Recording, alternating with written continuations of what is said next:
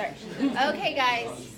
To do chapter 16 versus you having to read it, this is something that we'll do one more time when we get to the West in January.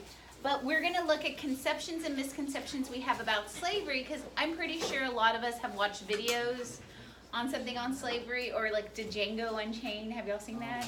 Yeah, and so a lot of us have some misconceptions, and I think this is an easier way than us having to do the study guide. So our first one, it says the South was the largest and most powerful slave society in the modern world. What did y'all agree or disagree? Disagree. Okay, are y'all ready? Okay. I put agree. You could agree? Okay, this is true. Most of the world, like Latin America, except for one nation in Latin America, Brazil, most of the world had already abolished slavery at this time. And this is why in 1820, the U.S. is the biggest nation that has slavery. Yes? Do we need to write this? This in the historical facts. Okay? So just you could put most of the world has abolished slavery. It's only the U.S. and Brazil. Also, cotton has replaced sugar as the most dominant crop being exported. So those little islands that we've talked about, like Haiti's already abolished slavery, right? But they're smaller little islands, but do they have as much as the U.S.? And now that sugar has declined in production, we're seeing that the U.S. will, in the 1820s, be the most dominant. So the next statement on here said, 3/4 of the world's cotton supply came from the southern U.S. What do y'all think? Agree. Do y'all know of other places that produce cotton? India, Egypt. Okay, they produce cotton, but do y'all think that the U.S. is the most dominant? Yes. All right, so a consensus we're getting that the U.S. is the most dominant. This has already been put on the website, our Google Classroom, so if you didn't get everything down, because a lot of you write everything verbatim, it's on there, okay? So let's look at the next one. A consensus across the class, y'all said 3/4 of the world's cotton came from the southern U.S., and this is a true statement. The reason why 3/4 of the world's cotton came from the South is because of Eli Whitney's invention of the cotton gin, which we saw last time when we were doing the market revolution.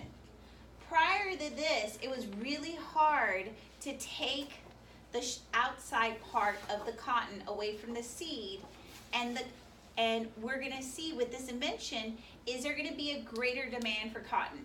Yes. Because we can produce it faster. Is there going to be a greater demand for slaves now? And we talked about the West. Did the West need all their slaves? No, because the West, remember the invention of the McCormick reaper? Do they need slaves out there with their sickle? No, and so we're going to see a lot of slaves that were living in the West be sold. So the next one, cotton had become the most important American export. What do you think? Agree. Agree? Is there anything else we could export at this time? Tobacco, but what do you think is more important? Clothing or sugar or tobacco? What do y'all think is more important? Okay, so we're going to look at this next one. And y'all said a lot of you agreed. That is true. By the eve of the Civil War, it will represent over half of the total value of American exports. So is the South powerful? Yes. Yes.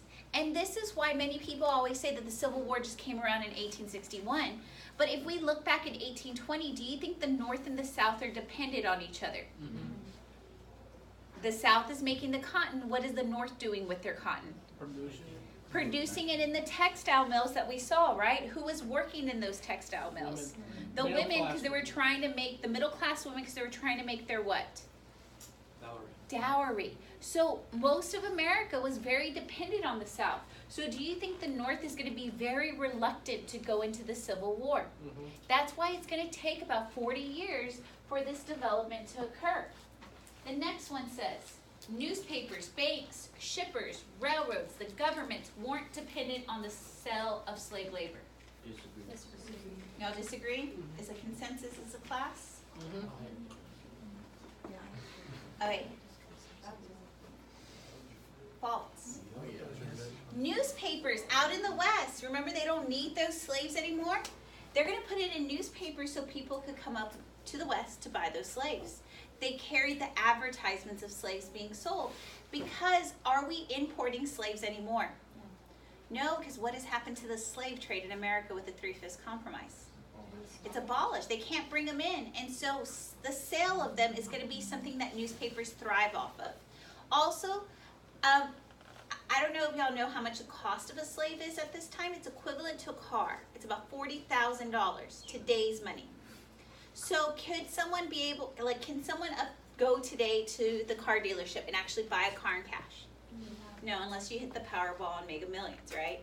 But most people need to finance this. Just like with slaves, most people had to finance through a bank. And what is the bank going to charge that person? Interest. The other thing, Southern shippers, they and the railroads depended on them because they're going to transport them. But do you think they're just going to let a slave sit there by itself?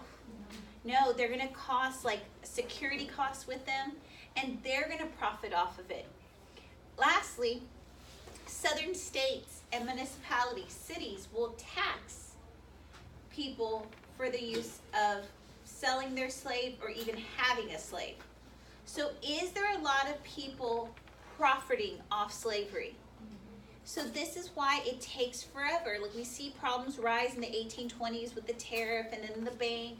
We see issues, but this is why it takes over 40 years. And that's why we could say that the Civil War it's just not something that springs out in 1860. The next one, and we kind of saw this on when we were doing our picture analysis. The South was just as industrialized as the North. Do y'all agree or disagree with that? Some of y'all agree that there was factories down here. Some of y'all disagree? Okay. I mean, I'm not gonna say the South was not industrialized at all, but I don't think it's exactly Like the North, because the North had what? What do we say that they had? rivers. Rivers, which led to the textile mills. They had roads and canals. Okay, they had railroads. Do you think the South is going to have as much as the North? No. Okay, so as a consensus, we're going to say that this next statement is false. That is correct. There was no manufacturing in the South. Railroads hadn't developed here. We see there's not that much roads or canals.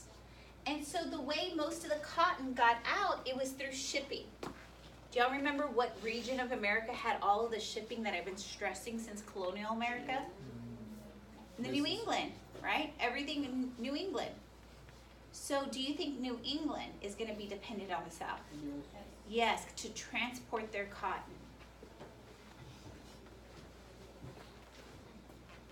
I guess I never really thought of it like that. And so we're going to talk about a market economy, but are these economies independent of each other or interdependent? Interdependent, and this is why the Civil War it's something that it's brewing, but it's going to take some time. So the next statement on here says, a majority of white Southerners, 3 out of 4 own no slaves. Agree with that or disagree? That 75% of the people in the South had no slaves. Disagree. Okay, so y'all are saying most people had slaves in the South. You say agree, some of us are disagreeing in the consensus. How much did I tell you a slave was worth? It's a lot, a price of a car, right? Okay, and a lot of you are saying y'all agree that most people have slaves. 75% of the Southerners have slaves. This is false. Slaves were expensive.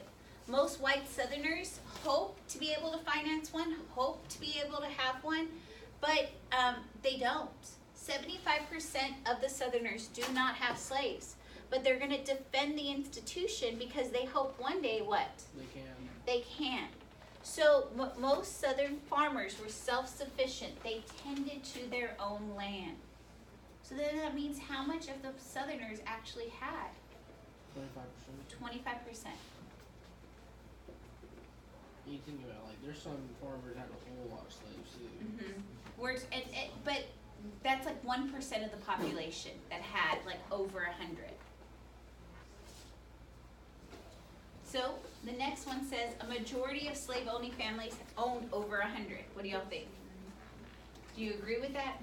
Most families, that 25%, do you think they have over 100? No. It's only 1% that has over 100. Right? Only 1% of Southern farmers, of that 25 that have slaves, have over 100. So are we debunking a lot of myths? Yes. I'm gonna go to the next one. Okay, only 1 out of 4 actually had a slave. Most have 5 or fewer. There was only 2,000 families that had over 100 slaves, which is 1%. So, do a lot of movies portray something that's not entirely true? Yeah, like they have like Yeah. 400 of them. Yeah, they have 400 of them. There's some very big plantations that do have a lot, but most of them They focus on the bad, not. yes, the and that's what good every issue. movie does. Like if we looked at Django, it focuses on that. Alright. Ownership of a slave. Did it provide wealth, social status, and political influence? Yes. That is totally a true statement, because how much was a slave worth today's money? A car. Which is about $1,000 back then. So if you have, let's just look at this 2,000 families that have over 100 slaves. Are they going to be involved in politics? Yes. Are they going to be paying someone involved in politics too? Yeah. Okay. When the eve of the Civil War is coming around, are they going to be involved as the leaders? Okay, so this next statement, y'all got it. Planters with the most slaves held the most fertile land. They enjoyed the highest incomes. They dominated state and local offices. They are going to be called our planter oligarchy. If you don't know what oligarchy means, do you think that means a lot or a little? A lot. Oligarchy means a few. Right? Because was there a lot of them that had a lot of those slaves? No, and that's another misconception with the word oligarchy. We're talking about very few. Is Yes. oligarchy like where, like, say, a couple people represent the entire state? Or? No, oligarchy can deal with like businesses, like the airlines industry. It's an oligarchy because there's only like American Eagle, and then there's Delta, like that dominate it. Like I could even think about the cereal aisle. There's like 3 main brands. There's General Mills, Post, and Kellogg's. That's an oligarchy. There's very few that control the most of the industry. So with these few farmers, do you think they control the prices? Yes. So the little farmer, can the little farmer make anything? No. Okay, the next one. Was it difficult for poor whites to obtain slaves? Yes. Yes, because how much did we say that they were worth? A car, right? Okay, so our next one, it says the price of the slaves was about $1,000. It will rise, and this is the equivalent today of $40,000. Inflation. Yeah, this is inflation, definitely. So do y'all think that the wealthiest Americans before the Civil War were planters in the South? Agree or disagree? We don't have millionaires yet till after the Civil War. So we'll get millionaires with the Civil War and the advent of industry for the war. But do you think these guys in the South are the wealthiest in America? Yes. Okay, what makes you think that? What do they have? Slaves. They have slaves, they have what else? Control. Land, they have control of politics. So the wealthiest Americans before the Civil War were Southern planters. They had their land plus their slaves plus the rising price of cotton. So how do you think their ego is before the Civil War when they decide to They leave? could jump off it to their IQ and die. They feel that they dominate everything. Do you think they would be fine being a separate nation? So we're going to talk about this whole idea of their economy doing well, and that with being the wealthiest in America, that is what's going to give them like the, I know how to say it in Spanish. How do you say it in English? The encouragement. Okay. I know how to say ganas, but I didn't know how to say it in English. I guess it's encouragement. Okay, so slaveholders, did they take a personal responsibility for the physical and moral well-being of their slaves? What do you think? Think about your car. Your car's not doing well. Do you go kick it, slash its tires, rip out the engine, say, take that car? Okay. Okay. I want you to think, Let's talk about the closing of the slave trade. Can they go easily and get something else? No. If I were to do that in my car every morning, what would happen? I would be walking to school, right? My car's productivity would go down, right? So I want you to think, we are always portrayed by movies at what happens. They're whipping. There's something more violent than a whipping, okay? But I want you to think, and I'm just talking about a broad generalization, I'm not saying slavery is good or bad, but if you're looking at them as productive resources, They kept them well fed. why do they have to keep them well fed and energized? So they'd be more efficient. So they could work. If they get sick, what does that mean for the farmer? They're not farming, they're farming less, right? So are they gonna send them to the doctor? Yes. Okay, so this next statement, they do take a personal responsibility because of this idea of paternalism. Because the slave trade ended with the Three-Fifths Compromise in 1808, we're gonna see that they do take an interest. There is some cases where we do have severe stuff happening, but most of the stuff that we see, that we have the idea with slavery, actually happens after the Civil War. When they're no longer slaves and they're gonna be sharecroppers and tenant farmers, low-wage people, that we're gonna see a lot of the atrocities happen, and they'll call it slavery by another name. And then this is when we'll see our penal system comes in and convicts a lot of African Americans. So we'll talk about this when we come to after the Civil War and Reconstruction. Our next argument. It says pro-slavery argument was backed by the ideas that blacks were innately inferior and slavery was the best option for them to be taken care of. Do y'all agree or disagree? You don't personally have to agree with it, but thinking about people back then, do you think they think like that? Remember in world history last year, y'all probably read White Man's Burden and Imperialism? Was this a popular notion at this time? Yes. Okay, so did y'all agree or disagree with that statement? Agree. And this is entirely true. Many people looked at slavery as the best option. It gave them a little bit more quality. And because when they looked at the immigrants, what were immigrants doing with wages? Dropping them. So could an immigrant have a good life? No, and they keep on saying, look, this labor here, they're getting fed, they're being well taken care of, and this is better than working in a factory life. Again, this is their argument. So do you think slaves were better off in comparison to low-wage free black labor? Okay, I'm not putting freedom in there because freedom is priceless. But if we look at their diets, if we look at how they were taken care of, what do y'all think? Do you think a business owner in the North is caring about how his immigrants have for lunch? No. Is he caring about if they're healthy? So what could they do with them? Those immigrants who are working in the factory, they could replace them. Can you easily replace a slave? No. So looking at the statement, slaves were better off in comparison to low-wage free black labor. What do y'all think?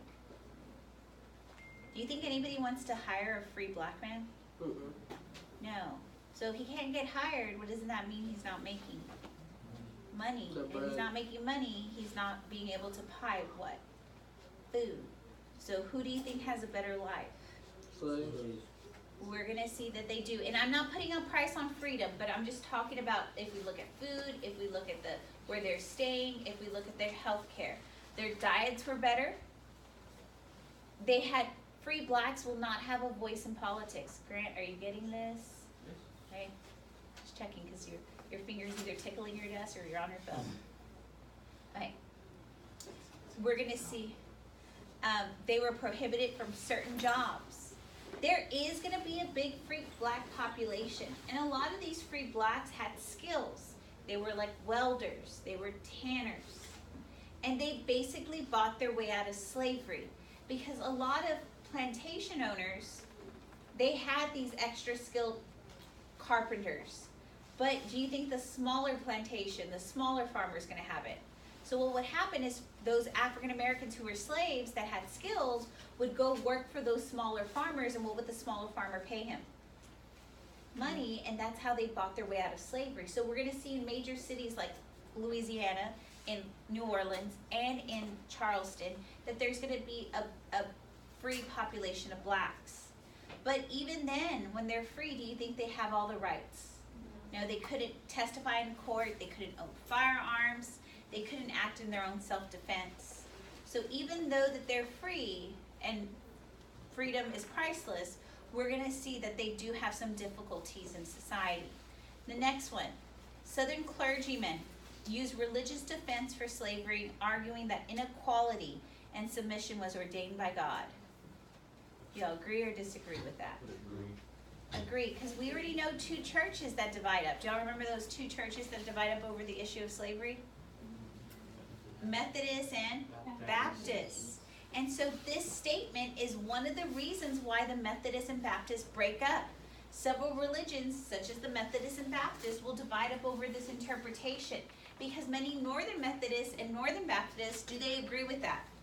That God made them innately inferior. Okay? And we're going to see many Northern religions will be affected by the Second Great Awakening and saying that slavery is a sin.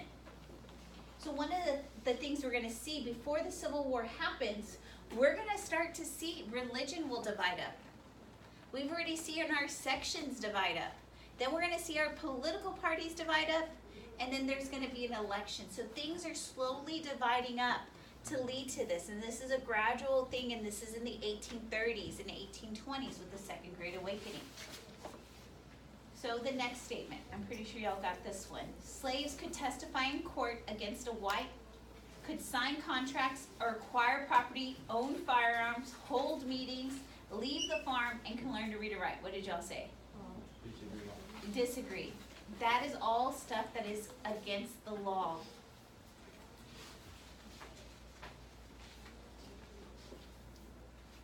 And this is online, so they could not testify, they could not own property, they had few legal rights. If they held a meeting, a white person must be present. So if in their churches, because African Americans will create their own churches, did they have to have someone there to allow their services to go on? Okay? So we're going to see it's against the law by 1830 to teach them to read and write. So again, all y'all have to just put is no, because everything is the reverse on this one. The next one, free blacks could vote, they could enter any job, they could own firearms and serve on juries. Agree or disagree? Disagree. This is entirely true. So most slaves worked in the fields. What do y'all think? Agree or disagree? Agree. What kind of fields? Cotton. This is entirely true. 75% of women will work in the fields, 90% of men. So the other 25% of women, where are they working? The households. We're going to see there was other types of slave labor. We're going to see that there's even going to be distinctions if you work in the house, that you're a little bit upper class slave. But we see that there's some skilled slaves, such as blacksmiths, iron workers, and reapers, that could eventually work outside of their plantation and try to buy their freedom. So more slaves worked on tobacco and sugar farms. Agree or disagree? Disagree. Where do y'all think they mostly work on? Cotton, because cotton is the #1 export. And that's what we were very careful about in colonial America to say, right? We didn't have cotton in colonial America, we had tobacco. Okay. So this is slaves worked on cotton plantations. And they worked in this place called the Black Belt. The Black Belt basically stretches from South Carolina to Georgia, to Alabama, to Mississippi, to Louisiana, to Texas. If you look at the population here, over 50% of those places have more African Americans in it than they do white people. And so after the Civil War, when they gained their citizenship and they gained their right to vote, do you think they're going to be able to do that? No. And it's because, and this is why the civil rights movement will come out, that those rights will be enfranchisement will be violated. And we're going to see that if we looked at where the Black Belt is in the Cotton Belt, this is going to be the exact area of the civil rights movement. The next one, the U.S. slave population grew from natural reproduction versus importation. We already learned about that, right? This is true, because the slave trade was abolished in 1808. The next one on here, a slave master had a consent to a slave marriage. What do y'all think? true. Do you think the slaves could go before a court? No, all the way up until the Civil War, you will not see any slave documents of marriage at a court. Right? It's going to be hard for even the free slaves. So they're going to invent a tradition. Does anybody know this tradition? To have consent for marriage. That they do in their culture. What will happen is that they're going to create this new tradition. It comes from Africa, but it's going to be brought here of jumping over the broom. You never thought about that, but it comes from this time. Okay? Like, I just think about the Jewish people, and like in the Jewish people, because a lot of European countries, they did not want to recognize their marriages. So if you're Jewish, you get a little towel and they put a glass in it, and then you step on it and you break it when you get married. Okay? And that was their tradition to say that they were united. In Mexican culture, they do this thing with the lazos because a lot of them were recognized in Texas, and that was to show the unity of them. And so a lot of cultures of minorities, they have ways to recognize their marriages because did the courts recognize them? No, and so they develop all these traditions. Yes? So you actually jump over a broomstick? It's an ornate broomstick that they decorate. And it's the moment that they've done that, they're married. Because can they go, like today you want to get married, you could go to the courthouse, you and your other person, you obtain a thing, and for 10 days you could get your marriage done. But African Americans and many minorities in the United States could not do that. So traditions have developed. And this was something that has come over from Africa, but it's going to become more prominent because there was no way for them to consent. And everybody said, okay, the moment they jumped over that, the moment that they've had this lasso put on them, the moment they've stepped on the glass that's in this blanket, they're married because they had no other way to do it. Okay, so the threat of a whipping was the most powerful tool a slaveholder possessed. Disagree? Okay, what do y'all think is more powerful than a whipping? Lynch. Lynching actually doesn't come popular till after the Civil War. So I'm going to get to that. The branding, y'all think? Like if they had Okay. Huh? No food? couldn't it be if they had family members that like they would punish their family members Okay, instead of them? let's look at this. Okay, so if they were physically harmed, what happens to their labor? It goes down. It goes down. So one of the biggest thing is that they would rather sell them. Because if you sold them, who are you taking them away from? And then when they're on another, and I know we look at punishment like being severe, like that is severe. But the moment they are sold, are they sold to a neighboring farm? No. Where are they sold? A long way away, and who are they taken away from? Their family. And by having this threat that I will sell you and you will be away from your family, can they still be productive? Yes. Did you get the same effect? Yes. And so this is going to be the most powerful tool. I don't know if y'all are going to read Uncle Tom's Cabin in Miss Scott's class, but that was one of the biggest things they'll constantly say, we'll sell you, and it usually whips people into shape without the physical violence that would deter them. But again, we see on movies, right, a lot of the whipping, and we're like, we have this notion. It does happen. But this is the most powerful tool, because I just imagine, is there any way to communicate with them? Is there any way to leave that other plantation you're on? No. Yes. Hey, slaves were involved in the Southern Baptist and Methodist churches. What do y'all think? Remember, who do they always have to have watching them? And so this is entirely true. And a lot of us are taken by this because the Southern Baptists and the Southern Methodists split with the Northern Methodists and the Northern Baptists because over their view, what are they defending, these churches? What do they defend? Slavery. But could African Americans go into their own church and create it? No. And so if they did have small churches, but they had to be Baptist or Methodist. Do you think they could go on preaching against slavery? No, and they wouldn't mention that, but they would talk about the Word of God. So slave rebellions were most frequent in other parts of the world and less frequent in the U.S. So more frequent in other parts of the world. Do you think the U.S. had a lot of slave rebellions? Okay, we're going to look at this one. And this is true. There were only 4 rebellions in America, and I think someone has Nat Turner as their person, right, for the project. We're going to see there was Stono Rebellion. Someone had that in their presentation at the beginning of the year, that slaves revolt. They were trying to get to Florida, but they were caught, and this led to stricter slave codes. Gabriel's in Denmark Veses, which happened in the 1820s. It leads to tougher slave codes. So basically, the most wide use of resistance besides a rebellion was actually doing poor work, breaking tools, and disrupting the plantation routine. Because what are they doing to the productivity of that plantation? And by messing with the productivity, you're doing more harm. What do y'all think about this next statement? Most fugitive slaves were young men. False. You think it's false? Some people agree with this. We don't know what to think now. Hey, why could we exclude women? I would just say, why would women not want to run away?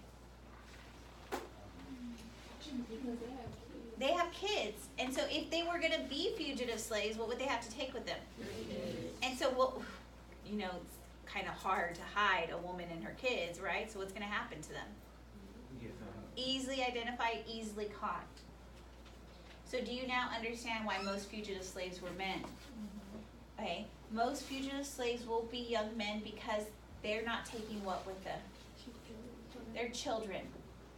And most women are unwilling to leave the plantation because they're leaving their kids, because you already know, how does the slave population increase?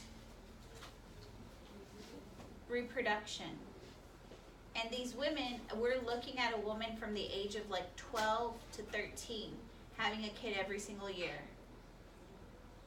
Okay? Having a kid every single year. So these girls are married off young.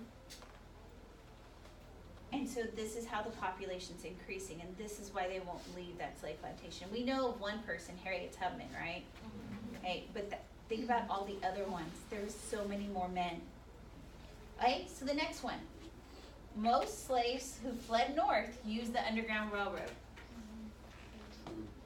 I want you to think about immigrants coming into America today. Do you think they want to come in through the port of entry? No, because what's going to happen to them when they come through the port of entry?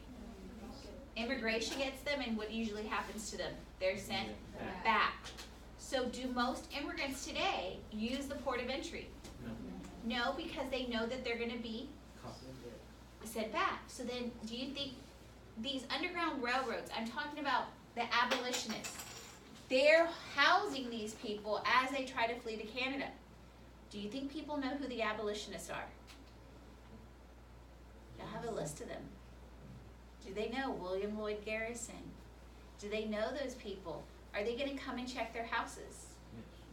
And so if they're going to come and check their houses, do you think people want to flee through the Underground Railroad? Because what's the probability of them being caught? It's more likely. So we're going to see most managed to reach the north on their own. Using the Underground Railroad, which was a loose organization of sympathetic abolitionists, did help liberate some slaves. But do you think it's going to help liberate a lot? No, because what happens to those people who are conductors, people who are using their house, are their houses going to be frequented more by the police? Yes. And so we're going to see that what we know is the Underground Railroad, people will use it. But if you really want to flee north and make sure you get there, are you going to use it? Okay, so did we debunk a lot of myths?